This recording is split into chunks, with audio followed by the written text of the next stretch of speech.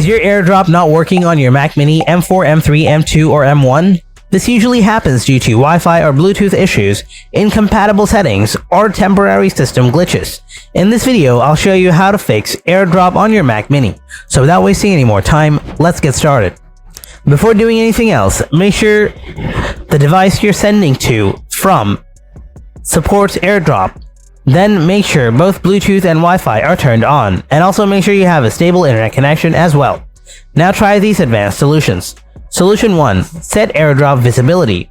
Open up the Finder from the bottom taskbar, then click on AirDrop. Now look at the bottom. Here you will see the option called Allow me to be discovered by.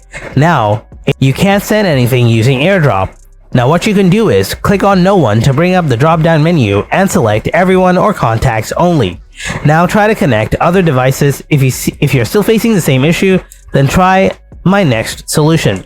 Solution 2. Reset the Bluetooth module. Open up the Finder from the bottom menu bar. Then go to Select Applications in the sidebar. Now click on the search bar on the top right. Then open the terminal. Next, type this command: sudo pkill Bluetooth HD. Don't worry, I will give this prompt in the description. Then hit enter. Enter your Mac passcode when prompted. The password characters will not display as you type. So don't panic. Just press enter again. Now restart your Mac.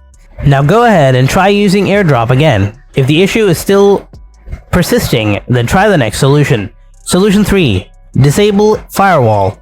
Go to the Settings app. Now click on the network, then click on the firewall. If the firewall is turned on, then turn it off, because firewalls can block AirDrop connections. Solution 4. Check software update. Open up the Settings app again, tap on General, next tap Software Update. If you find any updates available, then install them. Hope your AirDrop not working issue is fixed. If you have any kind of questions, then let me know in the comment section below. Thanks for watching, and I'll see you in the next video.